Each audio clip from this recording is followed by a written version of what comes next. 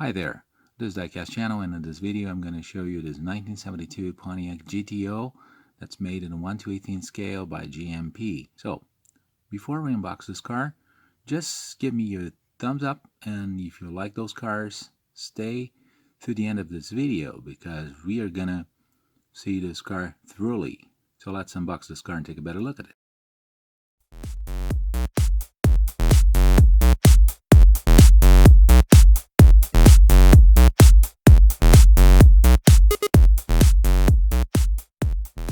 Okay, so this Pontiac has got the same 455 cubic inch engine with a 335 horsepower, just like the one in the Le Mans I've shown before. It's a very nice car, very nice looking car with an automatic transmission as well, just like that Le Mans I've shown in the previous video. One very interesting feature of this diecast model car is everyone makes mistakes, and GMP is no exception. So they've made a mistake by sending the wrong exhaust pipes in this car. And I've seen in this diecast nuts, which seems to be a blog spot. And by the way, it's almost the same name of my old blog, that's Diecast American Car Nuts, and nuts with the Z at the end. So if you want to check it out, and you're going to see very nice pictures over there. But a very interesting feature is the instructions and the kit they've sent in the box for exhaust pipe replacement. So you remove the old ones and you put in the new ones that are just like the ones in the Le Mans I've shown before. So they go sideways instead of going all the way to the back, to the end of a car, to the rear end of a car. And the pictures before and after with those exhaust pipes replacement. It's a sort of a recall made by the diecast car manufacturer. Something that's very interesting, as we open this box, and the packaging is very good, we can see the kit for replacement. It's right here. And here we have the Pontiac GTO. It's a beautiful car. As we can see, there are a few differences from this car to that Le Mans I've shown before. Basically, this rear spoiler, the GTO logo, tachometer here at the top of the hood, but the rest is pretty much the same. Just some features, some trim, some details that would be different. This car comes with the honeycomb wheels, which are just an optional, just like those wheels we've seen on the Le Mans, but basically it's the same car. And here we have the GTO, which is a beautiful car as we seen before. It's got the wrong exhausts in the rear, the bumper, and just the way it came out of a factory.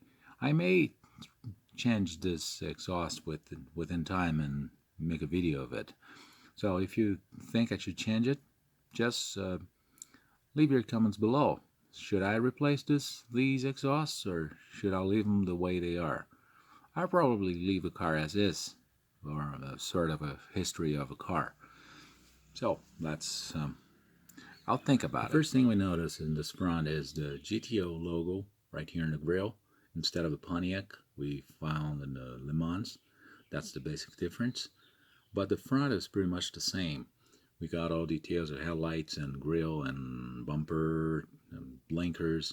They are all reproduced with a very high quality of details. The level of detailment in this car is amazing. As we look at this engine bay, we see this 455 engine, which is made in blue. That's the correct color. The brake system right there at the end. The spring system that holds the hood up. Front panel with the factory stickers, even a warning about the danger of touching the fan. What seems to be an AC and a reservoir and a radiator cap, cables and wires, and the air filter, the battery, and the engine bay itself, which is very well made. The ram air hood scoops and a tack right here, which is not only common in the Pontiacs but also in a Buick GSX, those muscle cars at the time. It's a very interesting feature. And the hood closes correctly. No misalignment, no misadjustment at all. Just like the Le Mans we've seen before, Windshield wipers are concealed behind the hood. We have the air intakes here, which are perfect, and the trim, which is perfect as well. The seats are brown in this car. I don't think it's the best color for a red exterior. A red car with a brown interior would be a little strange, but it's okay. I still think this color would match a little bit better with gold or green or some other metallic color instead of a red, but it's okay. The car came this way. I'm going to leave it the way it is. As we look at its interior, we can see that the brown seats match with the wood grain pattern we find on the dashboard and the central console. It really looks good with the black seat belts, the black carpet, and the black door panels. They're pretty nice. Seats tilt just like the other GMP cars. Seat belts with the buckles are present here.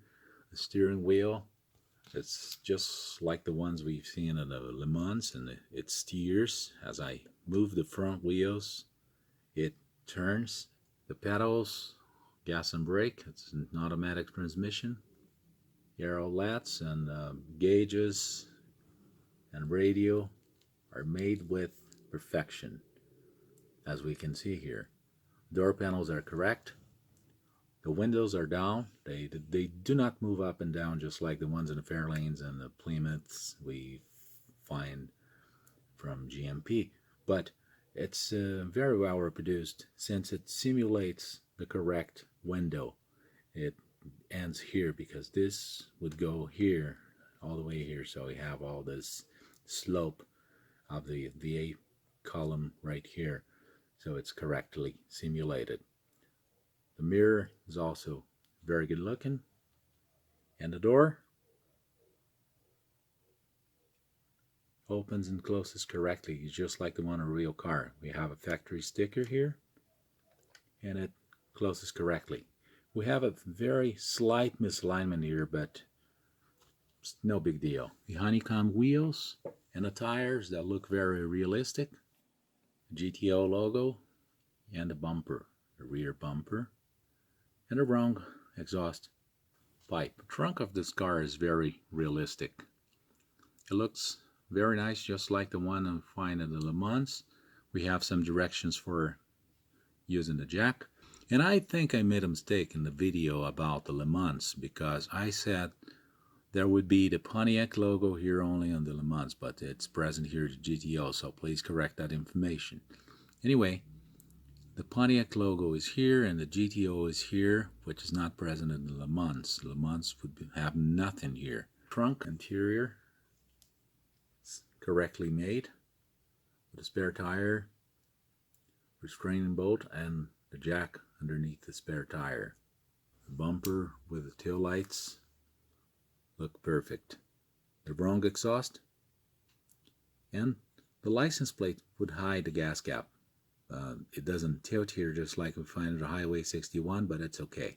The hinges are also correct and very realistic. And the trunk lid shuts correctly. No misalignments, no gaps, no nothing really. The rear window and the rear deck are good. We can see the front and the back seats. So this is a very well made car. The trunk lock, tail lights, they're all perfect, all well aligned, and GMP quality. I don't need to say more. Here on the passenger side, we can take a closer look at the interior by opening the passenger door. We can take a little more look at the seats, the gauges and pedals, gear lever, door panels with the window down, and the mirror, and the door that shuts correctly. One very interesting feature of those GMP cars is the headliner and the sun visors, which are correctly made. At the bottom of the car, as we can see, is a body and frame. We can see the dual exhaust, the engine and tranny, the starter, the front suspension with all parts in here, and the steering bar and the stabilizer, and front suspension that actually works, as well as a rear suspension with the coil springs, a rear axle. The drive shaft does not spin, but that's not an issue really.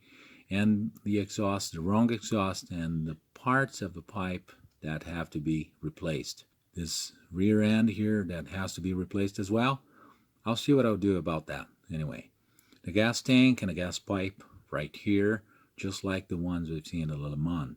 So this is really a very nice piece. It's very well made. From 0 to 10, I would give this car 10, really. It doesn't deserve any less than this grade. It's an excellent model by GMP, just like the Le Mans I've shown before. It's very well made. It's got a top quality, and even a mistake about the tip of mufflers is forgivable, because there's even a recall that came with the car. It's a very interesting feature. So I'd like to thank you for all likes and views, for all comments. Please leave your comments below and let me know what you think about this car, about this video. Should I replace the mufflers, the wrong ones, or should I leave the car as is? So let me know what you think about it. So I thank you for all likes and views, for all comments, for all subscriptions. Please don't forget to subscribe, to give me a thumbs up, to follow me on Instagram. And as usual, thanks for watching. I'll see you in the next video. Bye-bye.